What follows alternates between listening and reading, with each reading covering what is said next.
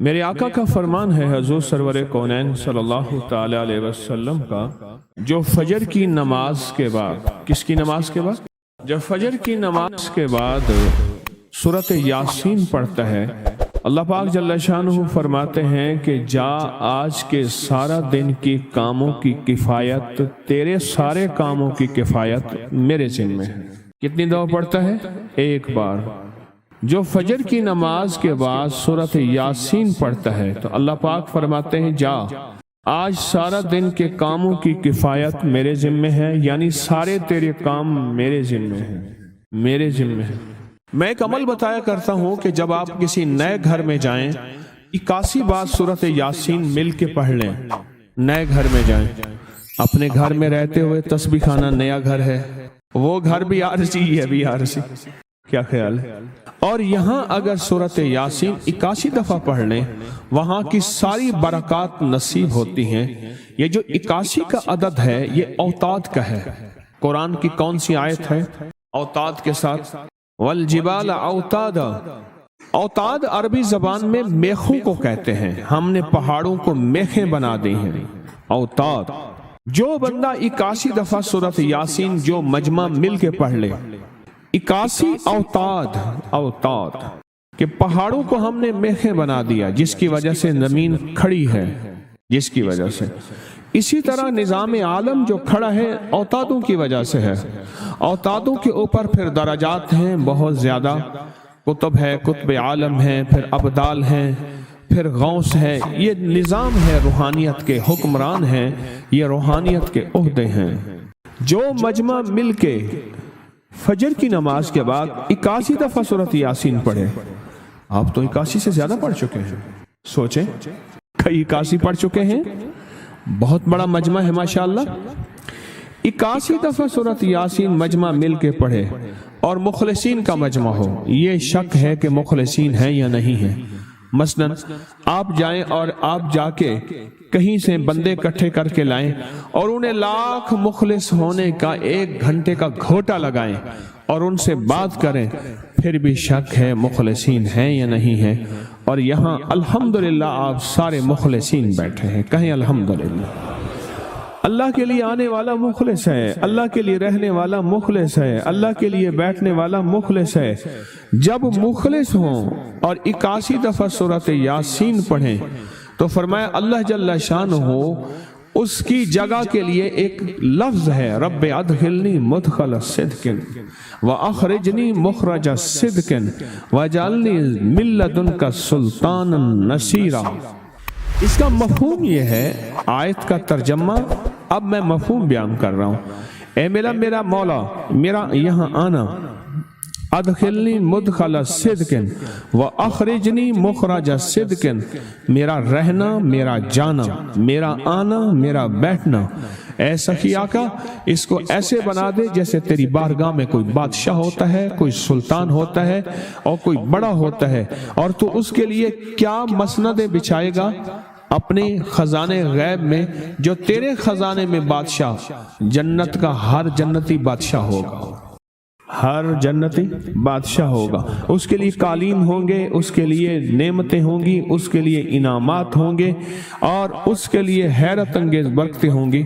فرمایا جو 81 دفعہ پڑھے گا اللہ کے خزانوں میں، اس کا شمار بادشاہوں میں ہوگا۔ جو 81 دفعہ سورۃ یاسین پڑھتا ہے اس کی چاہت سے ملتا ہے، ضروری نہیں وہ کہے۔ اس کو گہرائی سے سوچیں، اس کو پھر سوچ کے سوچیں۔ جو 81 دفعہ سورۃ یاسین پڑھتا ہے اس کی کس سے ملتا ہے؟ چاہت سے ملتا ہے، وہ جو چاہتا ہے اللہ دے دیتا ہے۔ فجر کی نماز کے بعد 81 دفعہ سورۃ یاسین پڑھنے سے اللہ اس کی چاہت کے مطابق دے دیتا ہے۔ حضرت گیسو دراز بندہ نواز ایک بزرگ گزرے ہیں، بہت بڑے اللہ والے تھے، ان کی زلفیں تھیں گیسو دراز۔ ان کا معمول تھا کہ ان کی خانقاہ میں روزانہ 81 دفعہ سورۃ یاسین پڑھی جاتی تھی اور پھر دعا مانگی جاتی تھی۔ جتنے افراد ہوتے تھے 81 ہوتے تھے، تھوڑے ہوتے تھے، آپس میں تقسیم کر کے فجر کے بعد سورۃ یاسین پڑھتے تھے اور پڑھنے کے بعد پھر دعا مانگتے تھے، اور ایک بات اللہ سے کہتے تھے کہ اللہ، یا اللہ ان پڑھنے والوں اور ان پڑھنے والی کی 81 نسلوں کو اے اللہ نہ محتاج بنانا، نہ فقیر بنانا، نہ منگتا بنانا اور نہ اپاہج بنانا۔ اللہ کے اس ولی کی یہ دعا ہوتی تھی، اور سورۃ یاسین کتنی دفعہ پڑھی جاتی تھی؟ 81 دفعہ سورۃ یاسین پڑھ کے دعا مانگتے تھے۔ اور قدرت کا نظام دیکھیں، تاریخ بتاتی ہے کہ ان کے اس محفل میں بیٹھنے والے جتنے بھی تھے، جنہوں نے دل کی گہرائیوں سے سچے جذبے سے، یہ نہیں ہے کہ فجر پڑھ کے سو گئے یا فجر سے پہلے ہی سو گئے، سچے جذبے سے جنہوں نے پڑھا، اللہ پاک نے ان کی نسلوں میں رزق، وسعت، دولت، ایمان، عافیت، بیٹے، نعمتیں، خیریں اور برکتیں عطا کی۔ اللہ نے ان کی نسلوں میں وہ چیزیں عطا کی جنہوں نے فجر کی نماز کے بعد مل بیٹھ کر 81 بار سورۃ یاسین پڑھی۔ کیوں؟ 81 اوتاد ہیں۔ لا ینصرون، حامیم۔ قرآن میں حروف مقطعات جتنے بھی آئے ہیں، نون، کاف، ہا، یا، عین، صاد، الف، لام، میم، حامیم، عین، سین، قاف آئے ہیں، جتنے بھی آئے ہیں ان میں حامیم سب سے زیادہ آیا ہے، اور ایک جگہ ہے کہ 7 بار آیا ہے۔ حامیم سب سے زیادہ آیا ہے، حامیم سب سے زیادہ آیا ہے۔ اور یہ وہ لفظ ہے، میں آپ کو ایک چھوٹا سا نقشہ کھینچتا ہوں، میری طرف دیکھیے گا۔ 7 میل سے زیادہ لمبی اور ایک خندق ہے، پتھر ہی پتھر ہیں، بے بسی، بے کسی، فقر، فاقہ، پیٹ پہ پتھر اور کدالیں نہیں، آدمی نہیں، اور ایک طرف سارے کفار کی فوجیں ہیں، اور یہ خندق کھودی جا رہی ہے۔ اور غزوہ خندق میں میرے آقا کائنات کے سردار سرور کونین صلی اللہ تعالی علیہ وسلم پہ 2 پتھر بندھے ہوئے، یہ حالت ہے۔ اور اس حالت میں میرے آقا نے ایک لفظ فرمایا، یہ پڑھو۔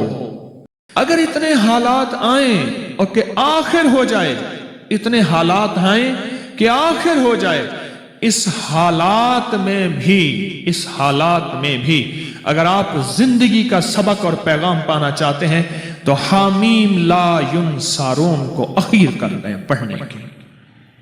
اب مجھ سے کوئی بات پوچھتے ہیں اس کو کتنی تعداد میں پڑھا جائے، میں ان سے عرض کروں گا پاگل بن جائیں، دن پڑھیں، رات پڑھیں، صبح پڑھیں، شام پڑھیں، ہر حالت میں پڑھیں، ہر لمحہ پڑھیں، ہر لحظہ پڑھیں۔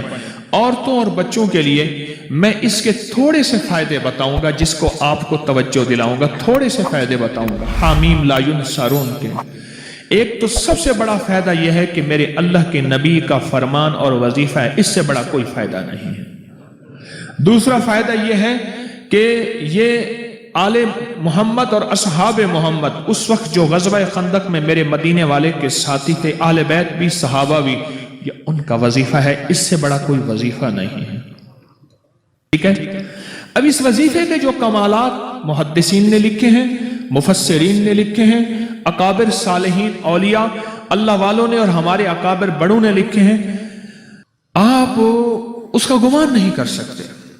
جتنا جادو کا بڑے سے بڑا حملہ ہو، جادو کا بڑا حملہ ہو اور اخیر ہو کہ اس نے کہا کہ میں نے تیرے اوپر جادو کر کے دکھایا، اب تو کوئی لے آ اس کا توڑ، اس کو یقین کی طاقت کے ساتھ بہت زیادہ پڑھیں اور کھلا پڑھیں اور ہر لمحہ پڑھیں اور ہر لحظہ پڑھیں اور ہر گھڑی پڑھیں اور ہر وقت پڑھیں، اور اس کو پڑھیں اور آنکھوں سے اس کی طاقت اور تاثیر دیکھیں۔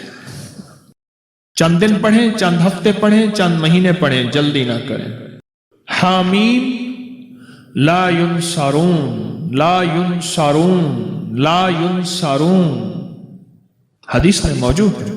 قرآن میں حامیم علیحدہ آیا ہے، لا ینصرون علیحدہ آیا ہے، اور حدیث میں دونوں جمع آئے ہیں قاتلانہ حملے کے لیے جس کو خطرہ رہتا ہو، بموں کی بارش ہو جائے، گولیوں کی بارش ہو جائے، اللہ بچا کے دکھائے گا، اللہ حفاظت کر کے دکھائے گا۔ جہاں عام جادو کا راج اور رواج ہو، جہاں عام جادو کا مزاج ہو، جادو کا مزاج ہو، اور یہ سند حدیث کے ساتھ مستند چیز میں آپ کو دے رہا ہوں، मुस्तनद चीज दे रहा हूं। ऐसे लोग जिनके ऊपर हमले होते हैं और उनको उठा के ले जाते हैं, सालों पता नहीं चलता कि कहां गए, किस तरह गए। उनके घर वाले वो दिन रात पढ़े, हिफाजत का अनोखा निजाम, खैब का अनोखा निजाम, बरकत का अनोखा निजाम, जादू से, हमलों से और हैरत अंगेज तौर पे दुश्मन के वार से इसके अंदर अनोखी तासीर है। अल्लाह के वलियों ने अपनी किताबों में एक बात लिखी है, हमने जब भी इस दुआ को पढ़ा, अल्लाह पाक जल्ल शानुहु ने उससे फौरी अता फरमाया। अल्लाह ने आज तक इस दुआ के मांगे का रद्द नहीं फरमाया। एक वाक़या है हज़रत अली करम अल्लाह वजहू का। हज़रत अली एक सफर में, तिजारत के सफर में तशरीफ ले गए। सफर तिजारत में आप तशरीफ ले गए। जब वहां आप तशरीफ ले गए तो देखा एक शख्स है, झोंपड़ी, उसमें से करहाने की आवाज आ रही है। आप अंदर तशरीफ ले गए तो साहिब खाना ने अंदर से आवाज दी, जो भी साहब आ रहे हैं इजाजत से आए। समझ गए अंदर मस्तूरात हैं। वो साहब बाहर तशरीफ ले आए तो पूछा क्या हुआ, करहाने की आवाज क्या है? कहा मेरी बेटी है, जंगल में लकड़ियां लेने गई, इसके ऊपर एक दरख्त गिर गया काटते काटते, और उसकी वजह से इसकी कमर टूट गई है। अब ये बिस्तर पे पड़ी है, अब ये बेचारी तकलीफों और दुखों में। आपने फरमाया कोई मसला नहीं, मैं एक अमल करता हूं, तो ऐसा कर, सिर्फ उसका कपड़ा ले आ।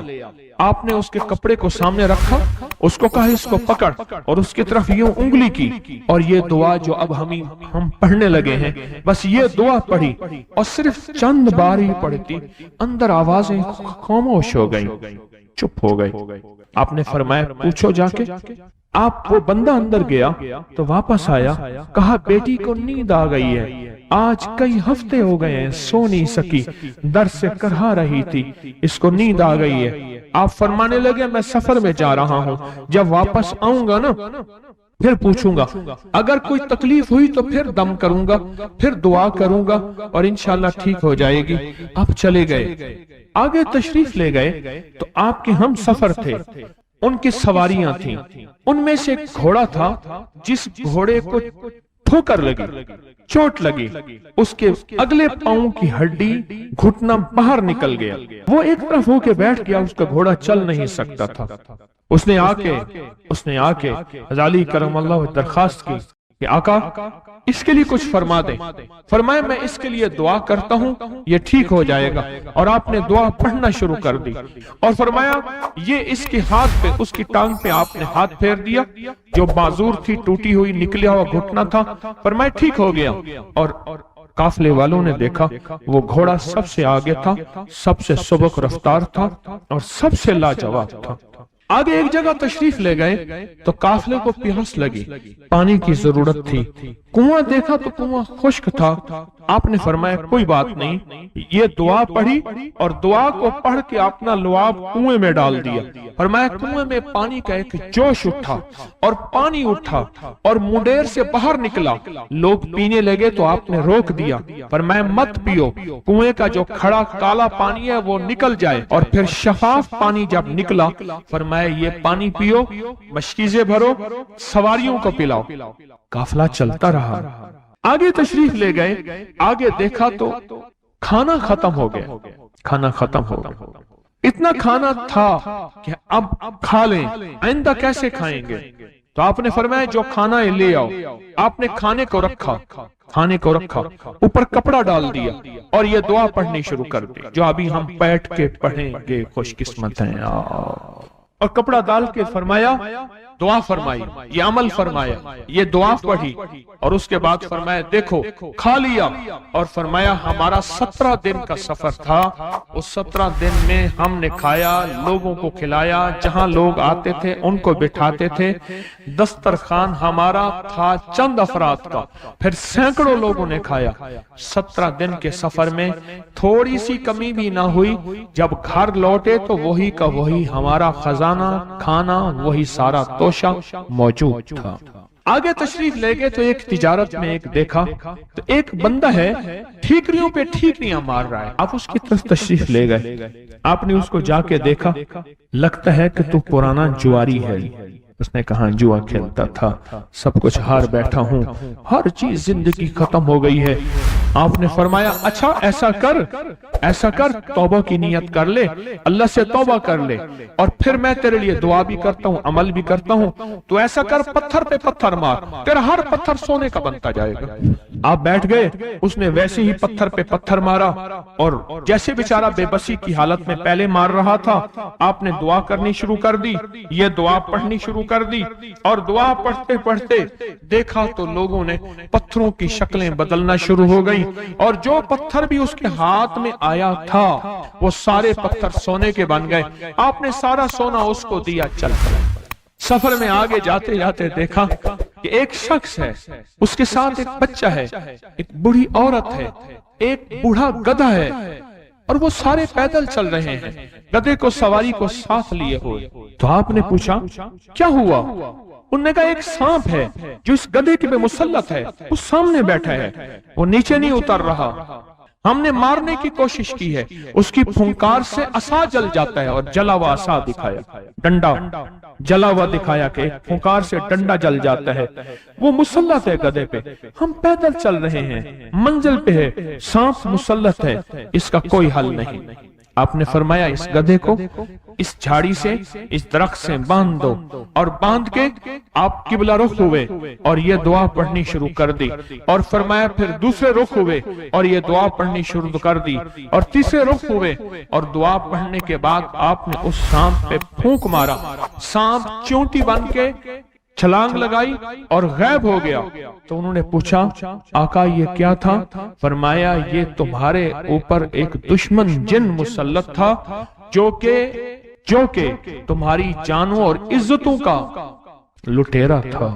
آخرکار آپ کے غلام نے آپ سے پوچھا آقا اگر آپ یہ دعا ہمیں سکھا دیں، چشمہ فیض سے گر ایک اشارہ ہو جائے، چشمہ فیض سے گر ایک اشارہ ہو جائے، لطف ہو آپ کا اور کام ہمارا ہو جائے۔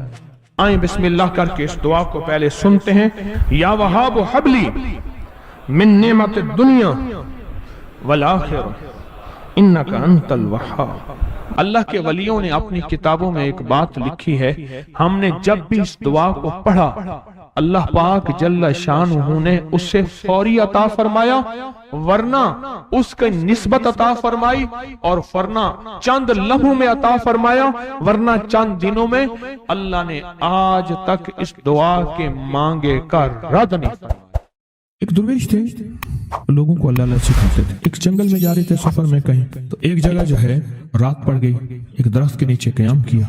جب قیام کیا تو رات کو آنکھ کھلی تو سنا کہ دو بندے آپس میں باتیں کر رہے ہیں، آنکھیں بند ہیں، کان کھلے ہیں، یعنی نیند کھلی ہوئی ہے۔ جاگتے میں آواز آئی، ایک بندہ کہنے لگا اس کو ہم چھیڑیں، تنگ کریں، یعنی کسی بیماری میں، کسی دکھ میں، کسی تکلیف میں، کسی مشکل میں، کسی پریشانی میں، کسی ناکامی میں، کسی الجھن میں اس کو مبتلا کریں، اس کو مبتلا کریں۔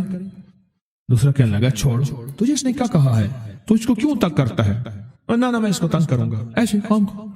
جاتے جاتے کسی کو انگلی لگا دی، کسی کے آگے پاؤں کر دیا، پاؤں کے بل گر گیا۔ کوئی کیا کر رہا ہے؟ بعض لوگوں کا مزاج ہوتا ہے، یہ لوگوں کے مزاج میں کمی ہے، شیاطین کا مزاج ہی یہی ہے، اس لیے جو اس مزاج کا بندہ اس کو شیطان کہتے ہیں۔ عمومی معاشرے میں نا بڑا شیطان آدمی، اس کا کام لوگوں کو تکلیف دینا ہے، تو اس نے کہا اس کو تکلیف نہ دے۔ اچھا یہ اب سن رہا ہے، یہ سن رہا ہے، اس نے کیا کیا؟ دل ہی دل میں شاہد اللہ انہ لا الہ الا، یہ قرآن پاک کی دو آیتیں بغیر حساب تک انمول خزانے میں، قرآن پاک کی آیت ہے، یہ اس نے دل ہی دل میں پڑھ لی، بس ایک دفعہ پڑھ لی دل ہی دل میں۔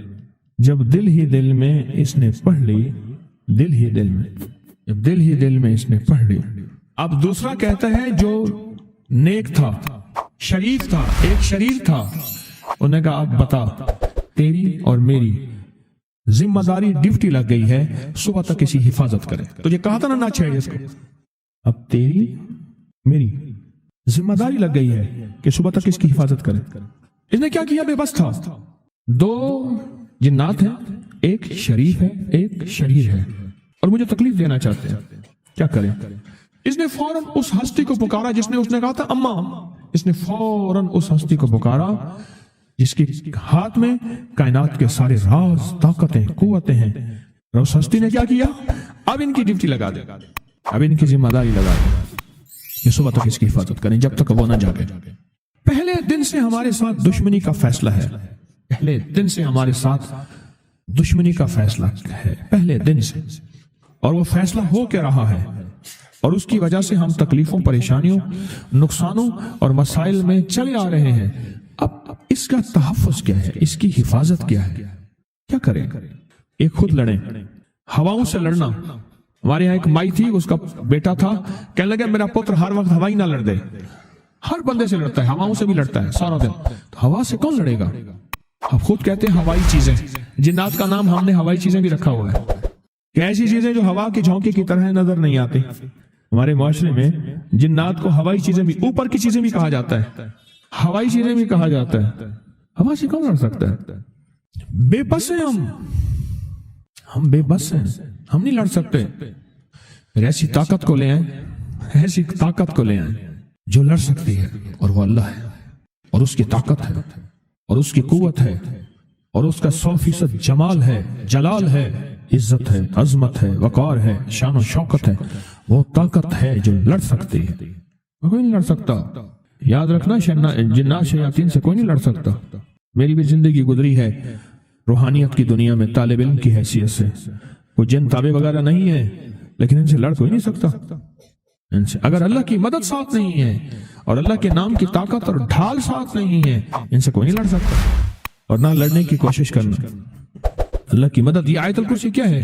یہ ساری اللہ کی مدد ہے، اللہ کی منت اور خوشامد ہے۔ ترجمہ اٹھا کے دیکھ، یہ آیت الکرسی ساری میری اللہ کی منت اور خوشامد ہے۔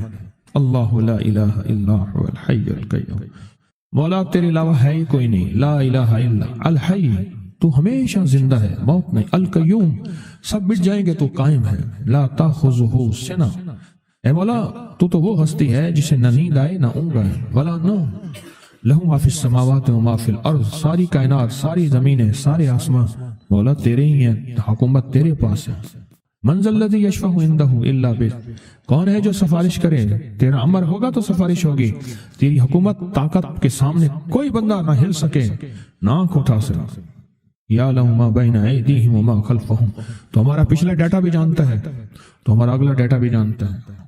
ہماری پچھلی کیمرے کی ساری ریکارڈنگ تیرے پاس ہے، ہماری اندھیرے اجالے تیرے پاس ہیں، ہماری صبح شامیں تیرے پاس ہیں، ہمارے دل کے تصورات تیرے پاس ہیں، دل کی سوچیں اور خیالات تیرے پاس ہیں۔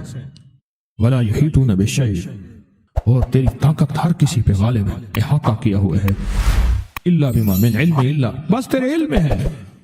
وسع کرسی، تیری کرسی بڑی وسیع ہے، تیرا اقتدار بڑا وسیع ہے، تیری حکومت بڑی وسیع ہے۔ تیرے پاس کئی سکندر آئے اور گئے، کئی سکندر آئے اور گئے۔ میں خوارزم میں گیا، وہاں بخارا سے آگے، بہت آگے، وہاں کا سفر تھا جہاز کا، بہت آگے، وہاں کئی میلوں میل، وہاں ایک شہر تھا، اس کا نام تھا نوراتا۔ شیخ ابو الحسن نوری رحمت اللہ علیہ، ہمارے بڑوں کی کتابوں میں ان کے تذکرے آتے ہیں، ان کا وہاں مزار تھا، اور لوگ ان کے ہاں آ کے 9 راتیں گزارتے تھے، اور وہ اللہ اللہ سکھاتے تھے۔ یہ بڑوں کے ہوتے تھے، جیسے سال کے بعد، یہ بھی آج راز بتا دوں، سال کے بعد بزرگ ہر کونے، ہر کریے، ہر گوشے میں نکل جاتے تھے، لوگوں کو اللہ اللہ سکھاتے تھے۔ ایک جگہ مخصوص ہوتی تھی، مرشد کا آستانہ، سال کے بعد وہیں جمع ہوتے تھے اور ایک دوسرے سے ملتے تھے، میل جول ہوتا تھا۔ اس میل جول کا نام ہے میلہ، ملنا، میل جول۔ اب وہ میلہ بنتے بنتے کہاں نکل گئی، میلے کا نام آتے ہی فوراً سرکس آتی ہے۔ حالانکہ میلہ کیا تھا؟ ملتے تھے، فلاں علاقے کے حالات کیا ہیں، فلاں گاؤں کے، فلاں قریے کے، فلاں شہر کے کیا حالات ہیں، وہاں لوگوں کی دینی حالت، ایمانی حالت کیا ہے، وہاں کیا باطل کفر ہے، وہاں کیا نظام ہے، کیا ایک دوسرے سے ملتے حالات بتاتے تھے۔ پھر چند دن ساتھ رہتے تھے، ایک دوسرے سے حالات لے کے پھر لوگوں کو اللہ اللہ سکھانے نکل جاتے تھے، پھر سال کے بعد اکٹھے ہوتے تھے۔ اس کا نام تھا میلہ، اس کا نام تھا میلہ۔ اور اس کا نام کیا تھا؟ پہلے کیا بتایا میں نے؟ نوراتاں۔ نوراتیں کسی درویش کے پاس آتے تھے، اللہ کا نام بھی سکھاتے تھے، دم بھی کرتے تھے، دعا بھی کرتے تھے، اس کو اللہ اللہ بھی کراتے تھے، بھلا چنگا، صحت مند، تندرست، مسائل کو حل پا کے چلا جاتا تھا۔ یہ تھا نوراتاں۔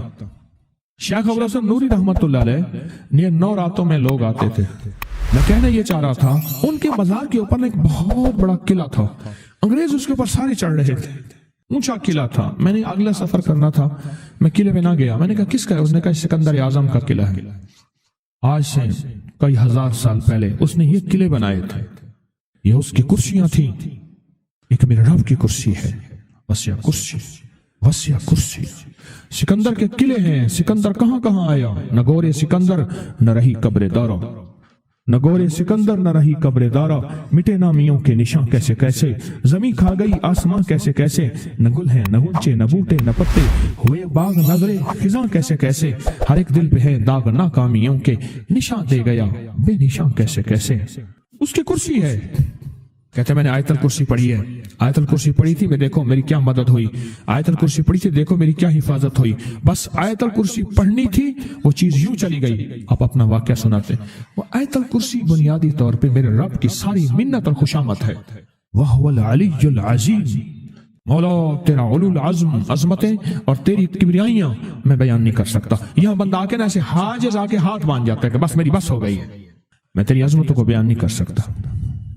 जब हम बेबस हो जाएं, फिर ऐसी ताकतवर चीज को पुकारें जिसके पास इख्तियार भी हो, अख्तियार भी हो, ताकतें कुव्वतें भी हों और जवाल ना हो, सरमदी जावेदानी हो। ऐसी ताकत जिसको जवाल ना हो, उसको पुकारें।